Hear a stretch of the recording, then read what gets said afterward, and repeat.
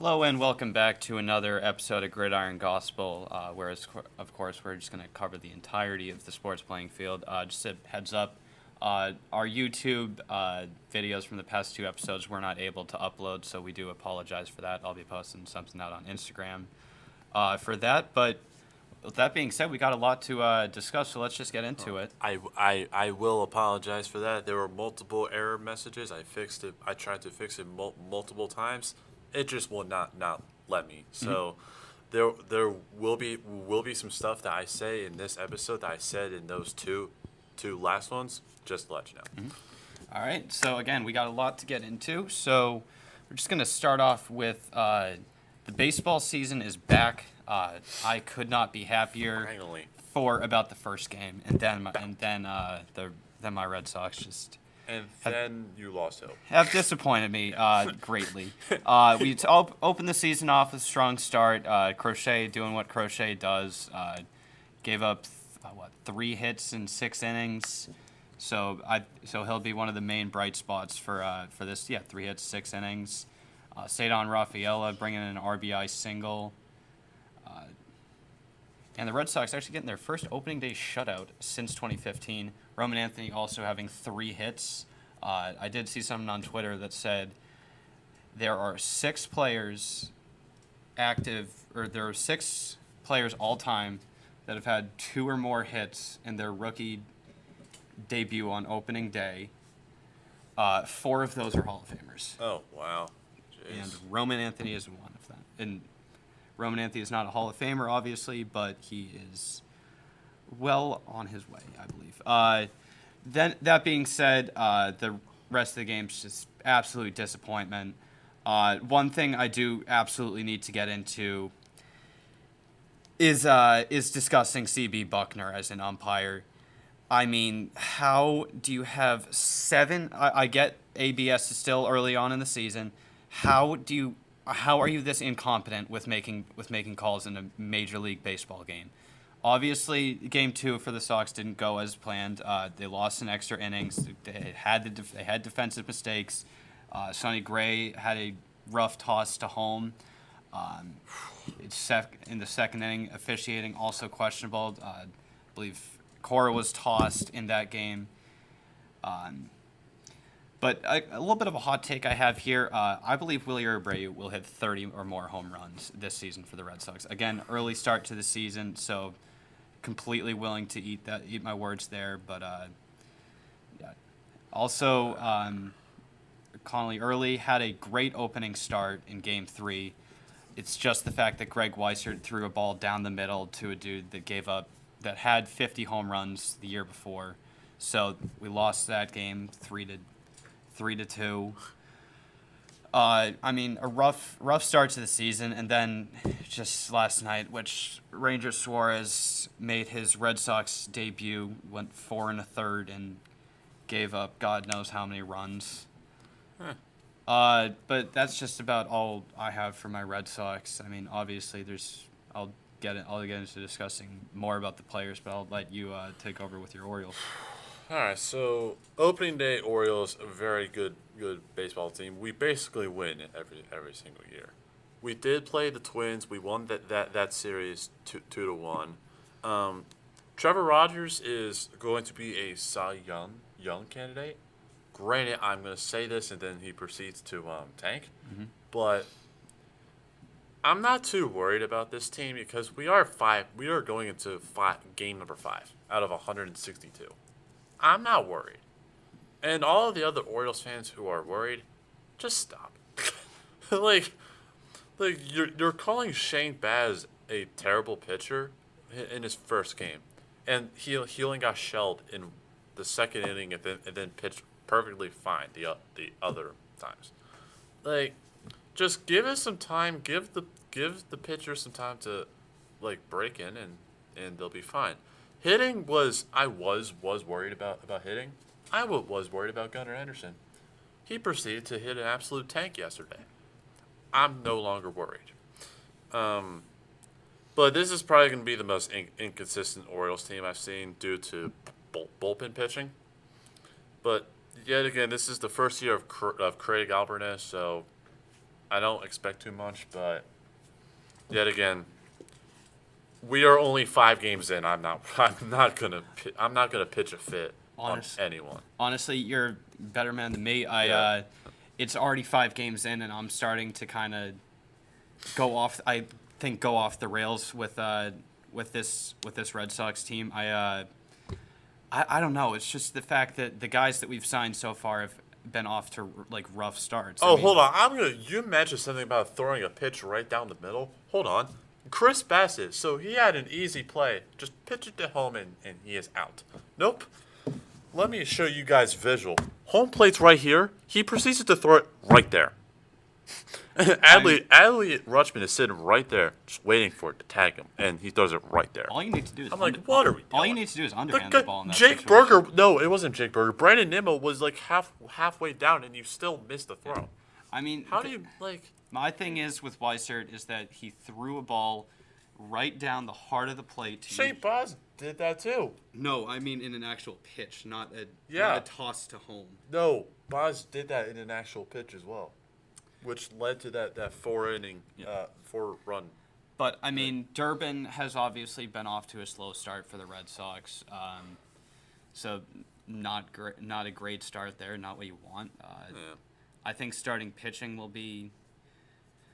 I think this Red Sox team is going to search for its starting pitching identity outside of Crochet. Early, I feel like I've said this on Twitter. I feel like they can move him into a solid starting pitcher 4, starting pitcher 5. Oviedo, I would like to see him move to the bullpen and make room for Peyton Tolley to get the call up there. Anthony, a lot of Red Sox Twitter had him being one of the MVP favorites this year. Don't get me wrong. Too much. He is a good baseball player. Do not get me wrong. I don't see him as being an MVP favorite, at least this year. He's not MVP this year or next year. I think the year after that. I give him some time to develop. He's 21 years old. This is his first regular season, or going to be one of his first full regular seasons in this league. All right. I'm seeing the same thing about Jackson Holliday. A lot of Orioles fans are saying him and Adley are going to be terrible busts. I'm sorry. Our hitting coach last year was terrible. You have that, and we also have Marcelo Meyer and Trevor Story. That hitting coach that we had last year left the Mariners the year before, and look at where the Mariners ended up at. Mm-hmm. So like, Holiday is injured, but when he comes back, he's also 21 years old as well. So I'm gonna give him until he's 24. Okay. And if he continues to bat under 230, and he's gonna be a leadoff hitter, so I don't expect him to get a lot of home runs or RBIs. If his OPS is below 700, then I will be worried. Yeah. But I mean, bullpen pitching is going to worry me a lot. It's going to worry both of our teams. Well, because you have Oviedo, who struggled in his Red Sox debut. You have Weissert, who gave up the 3-run home run to Eugenio Suarez. And I got to be honest, there's a lot to worry about with this team, but I have to keep reminding myself that it's early on in the season. It's a long season. They've played, 4 games? There's 158 left. So it's a long season, but I'm going to need some things to be picked up and improved a lot if we're going to move into April, May, and June. Because that's going to be a hard watch as a Red Sox fan if this team continues to play like this. And I may have another thing to say, and the lineup just got posted tonight for the Orioles, so I cannot wait to see what this says. And I'm going to say this one thing. Taylor Ward should never be in the leadoff spot, ever. This guy has a 0.71 average, and I don't think he was even the leadoff hitter for the Angels. But I'm sorry, put Gunnar Henderson at leadoff until Holiday comes back. I will say this too in terms of batting spots that should not be there. Caleb Durbin should not be a number 5 hitter on this Red Sox team. Don't get me wrong, he was a great number 8 hitter on the Brewers last year. He was on the Brewers last year. Perfect. Put him there. Do not put him in the 5 spot. in this Boston Red Sox lineup. I like where Anthony is, Meyer, Story, fine. For the love of all that is good, do not put Durbin in the 5 spot for a large part of the season. I'd let him develop, fine. Don't put him in the 5 spot. What do you got?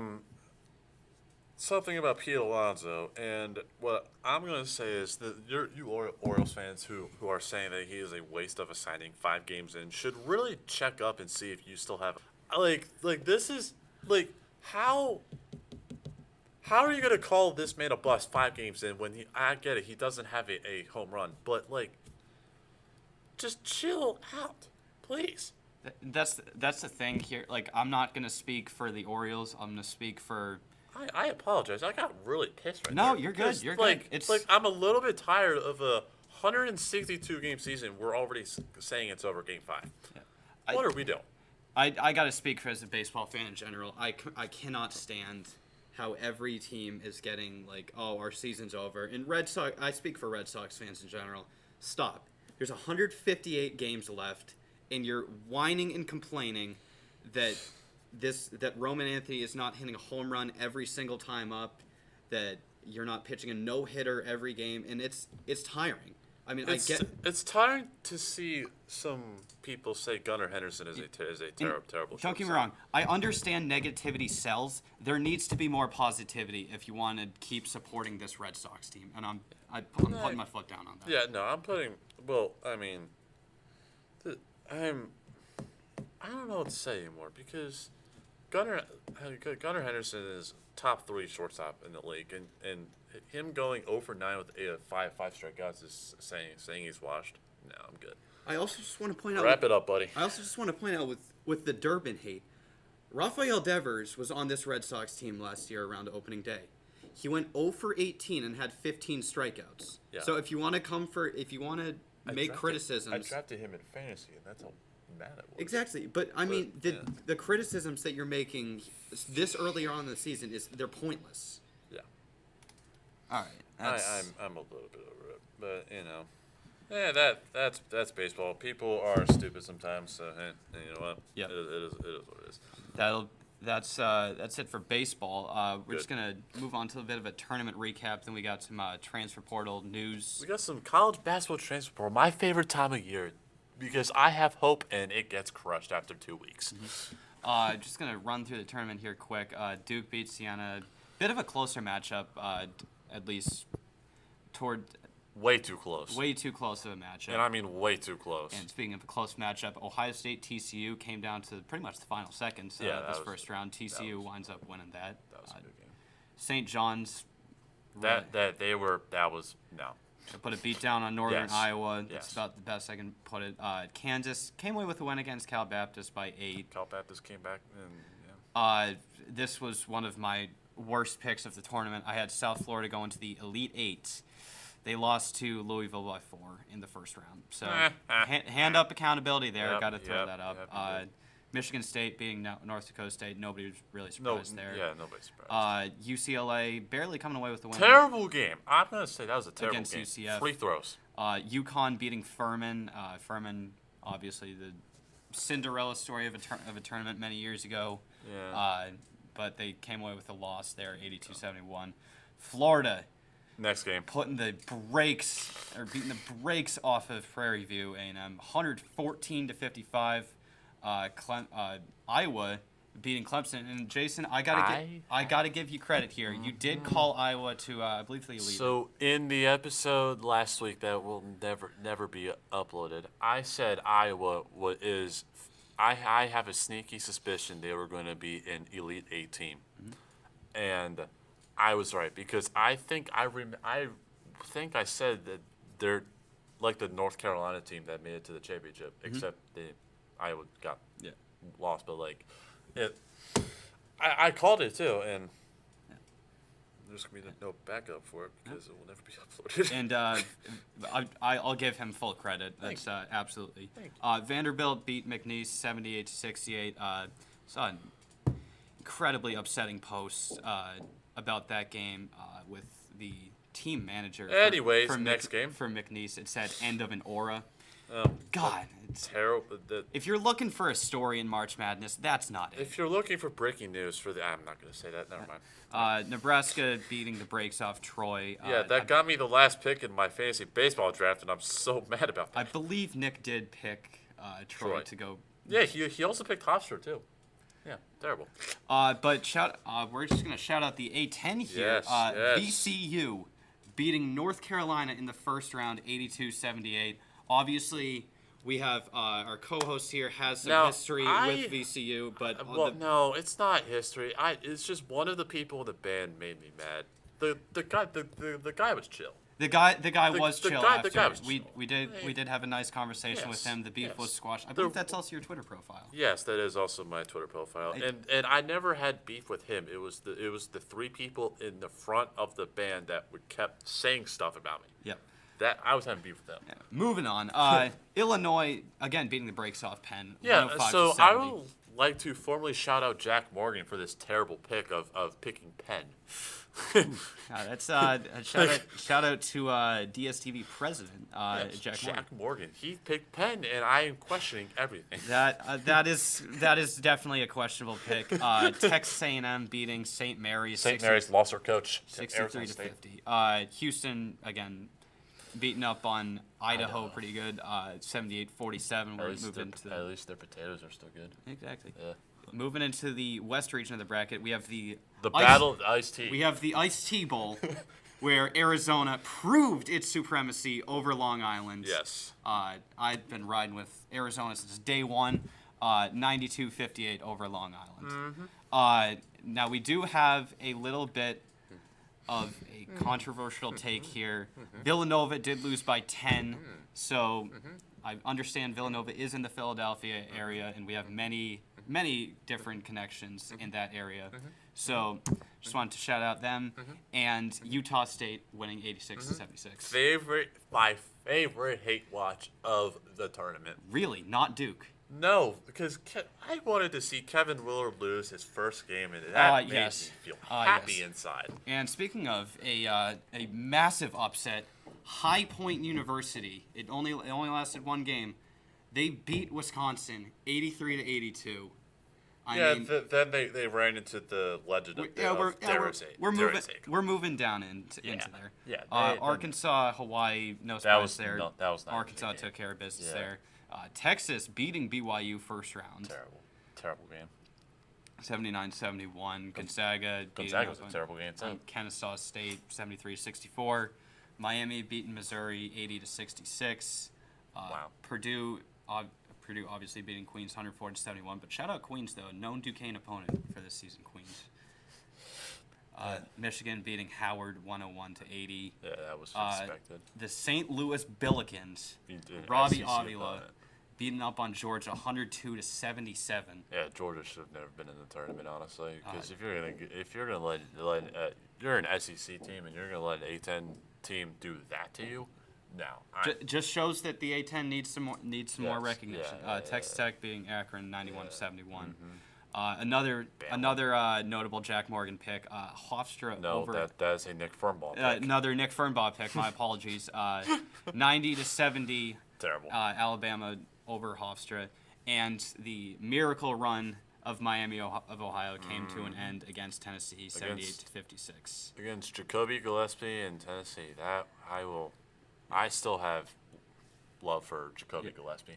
I will never forget what he did with Maryland. Oh, absolutely. I saw the Instagram story. Yeah, I didn't realize he was a senior too. I thought he was a junior. Whole time. Virginia taking care of Wright State, 82-73.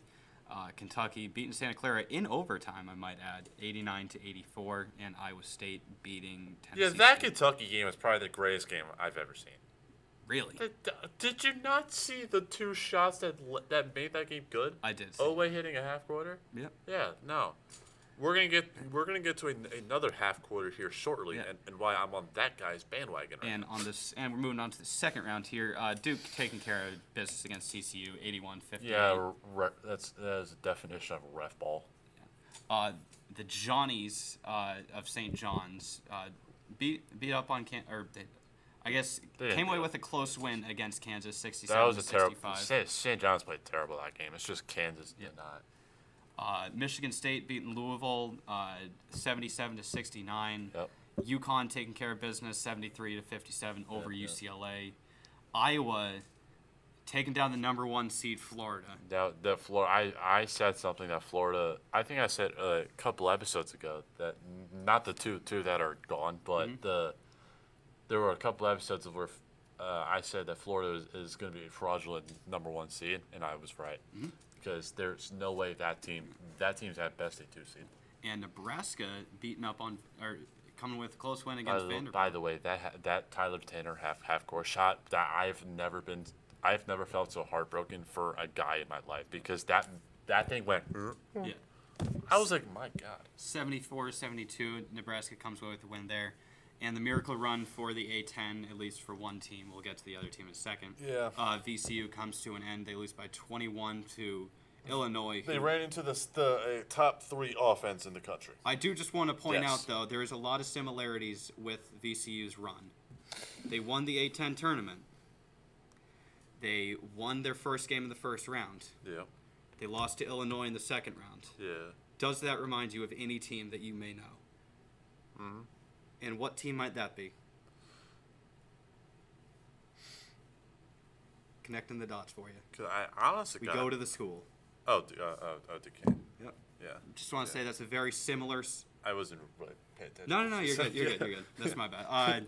Texas A&M, Houston. No surprise to hear Houston. Yeah, taking care of business. All right. Arizona, Utah State. Arizona comes away with the win there by 12 points, 78-66. High Point loses to Darius Acuff. And Arkansas, 94-88. Yeah. Texas beating Gonzaga, 74-68. I knew Gonzaga was fraudulent. I was right. Miami, Purdue. Purdue coming away with the win there, 79-69. And the A-10's luck runs out with Robbie Avila. Unfortunately, making his last exit as a Billiken. Michigan taking away the win there, 95-72. And a absolute blowout here. You had Alabama against Texas Tech. Yep. Alabama wins 90-65. Tennessee coming with a close win there against Virginia, 79-72. And to end off the second round, you had Iowa State beating Kentucky, 82-63. Just moving on to the Sweet 16. Duke coming with a close win there against St. John's, 80-75. Ref ball. UConn coming away with a bit of a close win against Michigan State. They come away with the win there, 67-63. Iowa, Nebraska. Iowa moving on to the Elite Eight, 77-71 over Nebraska. Thank you. Illinois beat Houston. Got to be honest there, they were in my final, so my bracket was busted with that. Yep. 65-55, so got to be honest, hand up accountability there. My bracket is toast. Arizona, Arkansas, legend of Darius Acuff comes to an end. Arizona comes away with the win, 109-88. Yep. And I've been saying for a while this season that Arizona is one of the better teams. And I personally still have them winning my championship. So we'll see how that goes. Texas and Purdue coming down to the wire pretty much. A tip-in with 0.4 seconds left. Purdue coming away with the win there, 79-77. Michigan coming away with a 10-plus point win against Alabama, 90-77. Tennessee coming away with the win there against Iowa State, who I said all year I was not sold on. And what happened there? Oh, they lost their star player. Look at that. Yeah, well, that'll help. That'll do it. But they did lose by 14, nevertheless. Yeah. Now in one of the better games, better endings to the games that I've seen. I would like to speak on this game. Please go ahead. Thank you. Duke blew a 19-point lead. I was going to reference that. Guess who else did that? North Carolina. So Duke fans, be quiet. Yeah. Now I would like to say Braylon Mullins was 0 for 4 from 3 in that game. And then Caravan kicks it to him after the steal, which Caden Boozer, which by the way, Duke fans blaming Boozer for that? No, Shire told him to throw it down court. There is a video out there of him telling him to throw it. So Boozer listened to the coach, but then failed. Like I don't blame Boozer there. That is poor coaching on Shire's part. Yeah, poor coaching on Shire. You're up 1 with about how much time was left on the clock when they inbounded? Oh, there was about 10 seconds. Okay, so 10 seconds left. You're up a point. They wasted 6 seconds. And You don't try to. That's basketball knowledge. That you It don't was- try to move the ball down court. Inbounded to Cam Boozer, gave it to Dame Sar, then up to Caden Boozer, and then there was about 4 seconds left, and then Boozer tried to feed it, and Caravan, which, by the way, his 3 to make it a 1-point game basically changed the game. Oh, without question. Yes. Then Mullins got it, kicked it up to Caravan, and then kicked it back to Mullins, and then Mullins hit the shot, which I was like, why did you shoot that? It went in. I also got to give UConn credit here. I do understand there are a couple Duke fans that listen to this podcast, so I apologize in Oh, and advance. they absolutely deserve it. They still. But I actually got to give the UConn player credit because that ball was tipped. If he catches that before it hits the ground, that's a backcourt violation, and that's Yep. Duke ball. Yep. So I got to give him credit for the knowledge and the Yep. crazy on-the-spot moment. Yep. Uh, Braylon Mullins hitting a half-court shot, basically. Dang. That And- made my day. That was honestly one of the more pure swishes as well. Oh yeah. Seeing Duke lose like that healed my soul. That and Kevin Will losing. Yeah. Healed my soul. Iowa, Illinois. Illinois coming away with the win there, 71-59. Not as chaotic. None of these games were as chaotic as the Duke-UConn game. Oh no. not at all. Arizona coming away with the win against Purdue, 79-64. Yep. And Michigan taking down Tennessee, 95-62, setting up the Final Four. Both games are on April 4th, so that would be So Saturday? next week's episode, you will get the wrap up of the Final Four and championship. yeah. Yep. You got UConn, Illinois, and Arizona, Michigan. I will be honest, Illinois was not a team I saw. I saw Illinois in there too. I ain't gonna lie. Yeah. Give me UConn and Michigan. I got UConn, Arizona. And nope, Michigan's gonna beat Arizona, and then Tommy Lloyd will be the next head coach of the North Carolina Tar Heels. Okay. Yep. Certainly a bold prediction. But No, it's not bold because it's actually likely to happen. Okay, so it's pretty Yep. much set in stone. Got it. Yep. Well, it's not set in stone because I think if Michigan loses, I think Billy Donovan's going to be the head coach of UNC. But if Arizona loses, no, Tommy Lloyd's going to UNC. Now, we do have some transfer portal guys that you wanted to Well- go over. Well, I figured might as well bring up the transfer portal because yet again we need more topics to talk about. All right. So, on these recent head coaching moves, St. Mary's coach going to Arizona State. Now, this first guy, Paulius Morakasas. This dude, he's the #1 ranked player in the portal, which this is not correct because I have never seen this guy play. Where do you think he may go? I think he's going to Arizona State. Follow his coach. I can Definitely. see that. He follows Yep. the coach. Yeah, absolutely. Yep, Miles Bird, shooting guard, transferring from San Diego State. He seems like a UCLA type guy to me. I was going to go Arkansas. Kind of try Nope. This guy seems like a UCLA, USC type player. to. Okay. Yep. Stefan Vax, Providence. Providence, he's a 4-star. Now, he's a 4-star transfer. Yeah. What do you average? Where's he from? Okay, well, he's from Estonia. Got it. Well, it doesn't really give me the averages. I'm also on 24/7 Sports, so I don't know, but this guy seems like a Purdue type player. Illinois. I can see that. A little Purdue, Illinois. Yep. Oh, okay. I do have customer. Jackson Shellstad from Oregon. Oregon, Now, 4-star where's he from? guy. He is from Oregon. All right, cool. Okay. You know what? I think he is a guy who is. I think he is. I don't know how good he was. Because yet again, I don't know who takes their time out of their day to watch Oregon basketball, and this guy also did kill Maryland. So, I will say, this is a tough one. Yeah. It really is. I think he's gonna go to the bottom half of the Big 12. So we talking. I think we're talking. You know what? Kansas State done. He seems like a guy to go to Kansas State. Now, Dedon Thomas Jr. transferring from LSU. Will Wade is the coach at LSU too now. Maybe Florida. He is a point guard. Yeah, Florida seems like the move. I mean, KJ Lewis, North Carolina. Good call. I think he goes to North Carolina. Neoclis Avdalis. This guy was touted as the next Luka. This guy stunk. I read all the comments under Virginia Tech's thing. Oh, they hated him. Yeah, it was bad. He's a 6'9" shooting guard. Okay. So, you know what?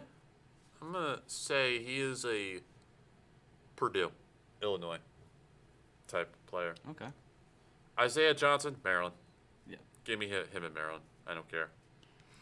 If Darius Adams leaves, Isaiah Johnson goes to Maryland. That better happen.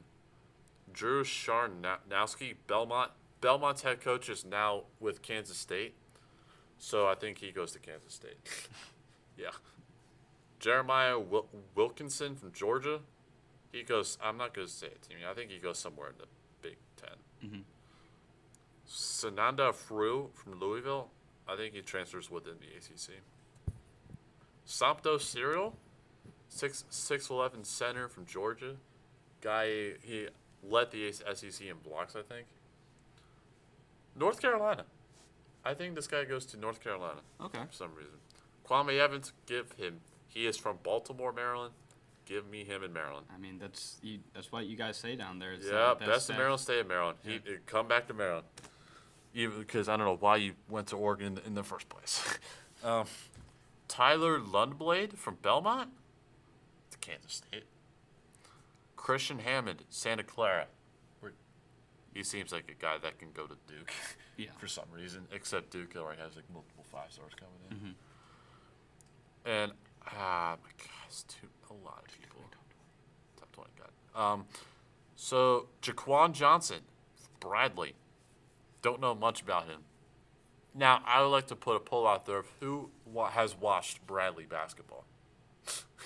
Guarantee about 0.1 people that do.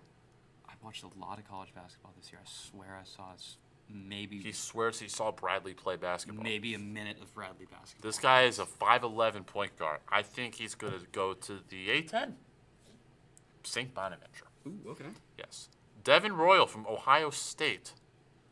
Now I could see this guy staying within the Big Ten. Maybe Wisconsin transfer. Nah. You know what I think, and this may be completely biased, Maryland. We need I bigs. can see that. Yep. If Pharrell Payne doesn't get his medical red shirt, this guy's coming. Jalen Lowe, transferred from Kentucky. Now, you would probably think what I'm going to say here. Maryland. So, I could say Jalen Lowe, Maryland, point guard. Because we need a true point guard that can score and is not afraid to actually score. And actually have a good, Can't really have that as a point guard. That's Well, also, they can't be scared to shoot. that's what I'm saying. You Can't be scared to shoot. In a modern era of Yes. where shooting is Darius prominent. Adams, every time he's not scared to shoot, he shoots 3 for 20. Okay. So not great. yeah, no, not great. So I would but ultimately, I think he goes to the Big East. Finley Bizjack Out of from Butler. out of Butler. Don't know much about this guy. I didn't watch I too much think- Butler basketball. I think this he stays in the Big East. year. All right. So And what I mean by Big East, I think he goes back. yeah, stays in Butler. Keanu Dawes from Utah. I think he goes to the Big Ten. I think he goes to Penn State. Penn State. It's a guess out of left field. I don't know. Okay. Yeah. You need one odd guess in Yeah, there. That's and I would like to, and that was the top 20 for the transfer portal. But I'm gonna name a couple others. Our friendly neighbors, 20 minutes from here, RMU. Bobby Moe. They're losing Deshaun Good. Is it bad that I didn't even know RMU had a basketball team? I knew RMU had a basketball team. They were in the tournament 2 years ago. Really? Yes, they got. It was a close game against Alabama too. That's the thing. Yeah. Gavin Doty. What do you think? He's from Siena. Siena's head coach is with Syracuse now. Where do you just connect the Go to dots. Deuce. Thank you. I think he goes to Cuse. Though this St. Mary's guy, I think he'll go to I mean, I do want to shout out one Arizona transfer. State. What? Got the 7'9" center out of Florida, originally from Quebec. I'm just gonna offer a proposition to him. Do you like fries on your sandwich? He's not coming to Duquesne. There's no way he does. There's no way he comes to Duquesne. That would be a shot in the dark. You need one odd pick in there. That's Eli Ellis, point guard, South Carolina. OT. Yes, and OT is, I don't know. I think he goes to the American Conference. Okay. Yes, I think he goes to a school like Temple. Mm-hmm. Anton Bunk, 7'2" center out of Charlotte. This guy has Purdue written all over him. You see him as a Purdue guy. Yes. Well, I wouldn't really mind him in a Terrapin uniform. Hey, Anton, do you like the smell of Old Bay? Dior Johnson. This guy has Memphis written raw all over him. Mm-hmm. It's just Memphis everywhere. And then Christian Gerdak, Virginia Tech. Now Virginia Tech basketball is in deep state poverty right now. It's not a good look for the ACC. Virginia Tech basketball is what needs to be good again. Mm-hmm. And with that being said, I think he goes to either their upstate rivals in Virginia. I think they're upstate. I don't know. Virginia, I think. Well, he is a DMV guy, so Virginia, Maryland, goes back to Virginia Tech. I mean, hell, I'll put Radford in there too. Yeah. Who else? Not the Navy. That's another one. But like, I think he stays in the DMV. Mm-hmm. Ultimately, I would like to see him at Maryland, but I don't think he'll go there. Yeah. But that is all for the transfer portal that I am willing to say. All right. That's Because you never know with the transfer Yeah. portal, because like anyone can go anywhere. It does open on the 7th of April. Now- Closes on the 21st. Buzz Williams, do your job. Now, obviously, we got a great week of sports coming up. We got the Final Four at the end of the week, but you also have baseball. So, to all baseball fans out there, happy Now- opening week of baseball. Now, I would like to make a small proposition, and for people in the comments, I would like to get your opinion on this too. Where is it? I would like to have a proposition of a live stream of when the Orioles play the Red Sox, April 24th on a Friday. I would be down for that. Yes, let me know if you guys want to see that, because Absolutely. that would be our first baseball live stream. My second, technically. My first baseball live stream. So, the Orioles, Red Sox, that'll be a great time. Yep. But, I mean, again, to all baseball fans out there, happy opening week of baseball, and to all college basketball fans out there, I hope you enjoyed every second of March, despite whether your brackets are good or not. Toasted. That'll do it for this episode of Gridiron Gospel. I'm Will McDonald. I'm Jason Obremski. And we'll see you next week. Have a happy Easter. happy spring. Happy break. spring. Yeah, happy spring. Happy spring.